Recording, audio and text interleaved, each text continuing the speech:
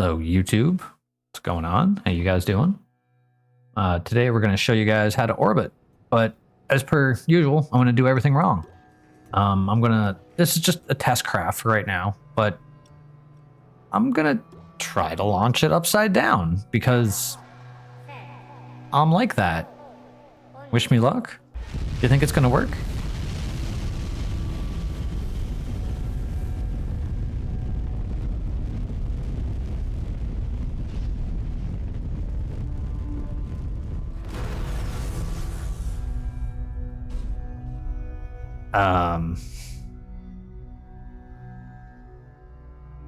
Well, I mean, that worked spectacularly, didn't it? Left a neat little artifact too, because where it attached to the... Cool. So, main thing when you're trying to orbit is you want to have about 4,500 delta V underneath your craft, measured in like Kerbal atmospheric. So I switched it to a skinnier tin can, so there's less aerodynamic resistances in between. I checked our thrust to weight ratio, and it wasn't quite enough. So after we put on these little caps and these things, we have almost enough to orbit, which is kind of what I wanted. And enough TWR, because it's about... Oh. Kind of forgot one thing. The TWR was enough, was about 1.5, so this has enough thrust to lift us off, but judging by the extreme wiggling of the craft, I forgot some struts. So let's just slap some struts on it, and we'll give this a shot instead.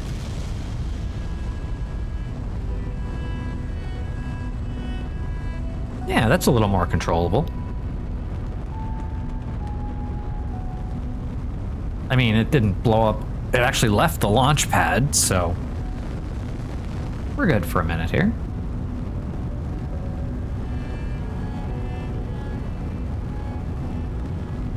Normally, I would wait till, I don't know, the cloud line at least, which is, I don't know, about 3,000 meters. But I go a little bit aggressive on my gravity turns. So right here, I kind of forgot that I flipped it upside down and I started to lean the wrong way. It's a proof of concept. So we're going to go back to the drawing board here momentarily, just to add a little bit more. It needs a little bit more. It needs a little twist. Saw that little twist we added in there? That's going to mess everything up. That's going to make this craft nearly impossible to fly. Upside down and twisted? Good luck! Oh, even better, good freaking luck. Tried to put exclamation marks in it, but it wouldn't let me. Anyway, we know that this is going to take off, and I added a few little fins to the rocket edges. But the thing about it being upside down and twisted, well, I'm going to let this part speak more for itself, because we added a twist to it, and it's upside down. Now, I want you to keep in mind, I didn't start the roll program. I didn't not decide to just spin the whole way there. No, it's trying to correct itself with SAS being a pain in the... No, we're too early in the video. I don't want to go there yet. But you get the point. You get what I'm trying to say here, because SAS turns it like... It's trying to correct it, and because it's trying to hold it steady and it's upside down, it's actually amplifying it.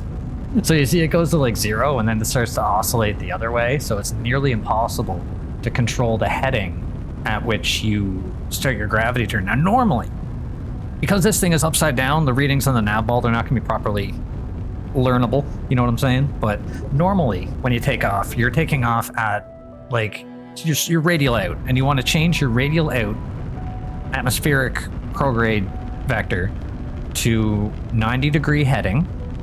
You want to keep it on the 90-degree heading, and you want to slowly shift it over to about 90 degrees elevation.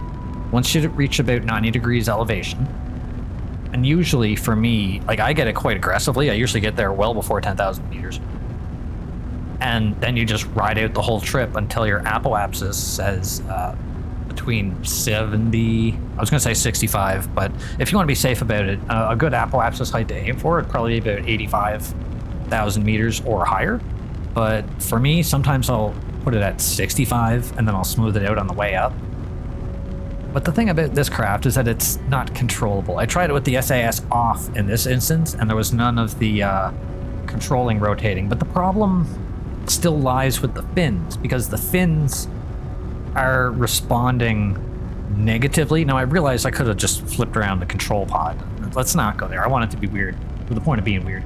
The fins are responding oppositely to the way that the control pod is or going, which doesn't matter now because we just dropped the only fins that we have. So now I'm basically going to turn to what would be, I would normally consider 90 at the 90, although in this case it's more like 270 at the 270. That's just because it's upside down. It's fine, it's fine.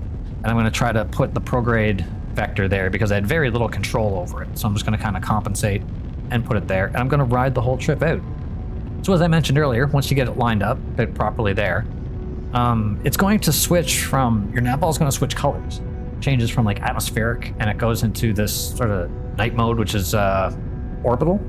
And the camera rotates, or no, that's further up. I didn't say that. Negate that. So as you're going up further and further, whenever you reach a certain height, I believe it's 35 or 40 meters, although you can fast it just by clicking on your height thing, and it'll show you where you are orbitally, and that's going to change where your prograde marker is, because you're talking about orbital versus atmospheric, gravitational. It's science. Anyway, yeah, right about there. There we go. We were at, what, 35,000 meters? Yeah, it's fine. So I'm going to keep going 90 at the 90 until we're about 65,000 meters. That's usually what I tend to do. And then I'll slide it all the way down to the horizontal so that we don't have any elevation. And that way we don't add that much more extra elevation. And that would be the best way to get a very tight, see there's 70 exactly. And I went boom, all the way down so that it's not increasing it anymore. Well, not nearly as much. As long as your prograde vector is in the blue, or in this case, retrograde is in the red, it's going to count it as increasing, but you can, because we're on the other side, it's pulling it the other way, it's slowing it down from increasing so much. Perfect.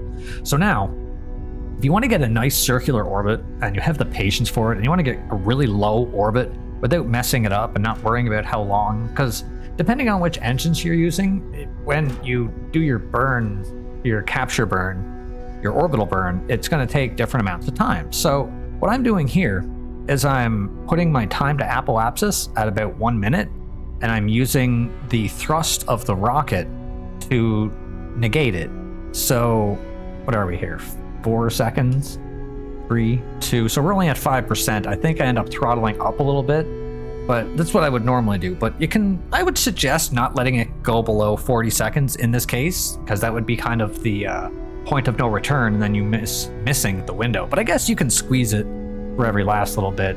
Yeah, there we go. I get about 45 seconds and I throttle up to about 20, 30, maybe 50%. 40, yeah, 10 at a time, that's fine. So from here, I'm basically adding more thrust until my time to apoapsis stops decreasing. So it's always going to be 43 seconds away. That way, most of the energy is being diverted. Now, keep in mind, I would normally not recommend being on the prograde or the retrograde marker. I'd stay exactly on the 90-degree heading, but I think it rotated since I started, and I wasn't paying attention. But we're still ascending because I'm in... It's upside down, trust me. We're still going up, so I should be more flattered. And I'm trying to compensate, but I wasn't compensating very well. So... here we are. We're almost captured. We got about 80,000 meters left of periapsis to take up. And we're almost there. So I'm throttling down. And another way, like, it only lets you do, like, marks of 2. Like, you can't get much more specific on the throttle indicator on the left-hand side. So what you can do is you can right-click your engine and you can bring up the thrust limiter. And you can thrust limit the engine. Like, if you're at number 2, like I am now, and it's going too fast, you can then thrust limit your engine so that, like, you can get more. But I should be putting more power on instead of trying to take power off in this instance, but it's not the point. We're almost there. We're almost there.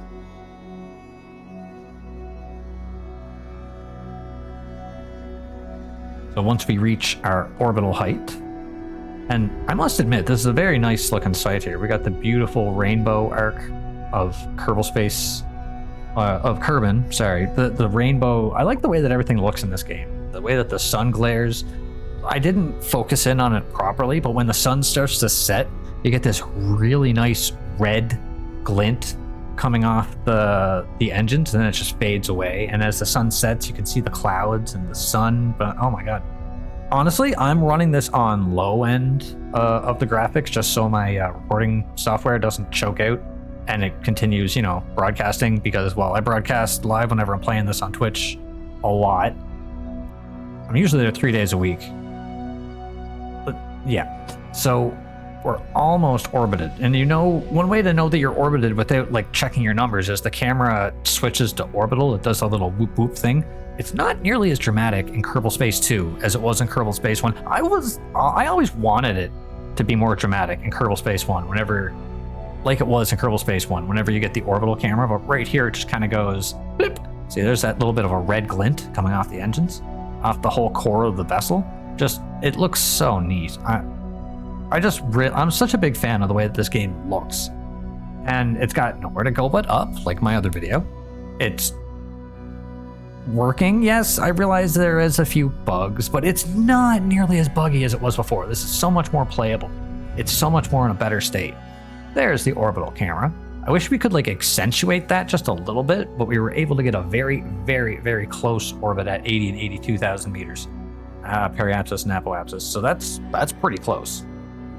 So that's how it would orbit. I mean, in a reverse vessel. So now, normally, I say normally because nothing about this video is normal.